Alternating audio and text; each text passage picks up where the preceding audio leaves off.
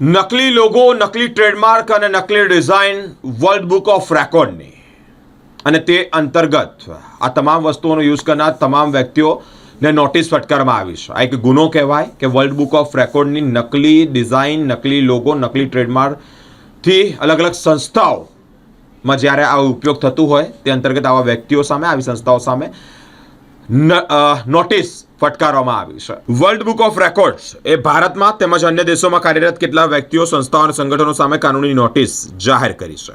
આ સંસ્થાઓ ગેરકાયદેસર, ભ્રામક તેમજ ઠગાઈપૂર્ણ રીતે સંગઠનનું નામ, લોગો, નોંધાયેલા ટ્રેડમાર્ક, પ્રમાણપત્રની ડિઝાઇન, પ્રિન્ટિંગ શૈલી, કમ્પ્યુટર ફોન્ટ અને કાર્યક્રમોની રચનાની નકલ કરી રહ્યા છે. આ અંગે માહિતી આપતા વર્લ્ડ બુક ઓફ રેકોર્ડના મુખ્ય કાર્યકારી અધિકારી અને વકીલ શ્રી સંતોષ શુક્લા જણાવ્યું છે કે સંગઠનને પોતાની વૈશ્વિક પ્રતિષ્ઠા અને બૌદ્ધિક સંપત્તિ અધિકારોના રક્ષણ માટે કડક કાનૂની અને દંડાત્મક કાર્યવાહી શરૂ કરી છે.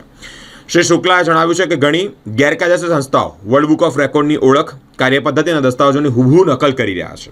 આવી સંસ્થાઓ world record of London, British excellence, Oxford, Cambridge, UK, USA, UN, Harvard, England, British international અને ગ્લોબલ જેવા ભ્રામક નામોનો ઉપયોગ કરી સામાન્ય જનતાને ભ્રમિત કરી રહ્યા છે. આ સંસ્થાઓનું મોડસ ઓપરેન્ડી એ કાર્યપદ્ધતિ એક સરખી છે.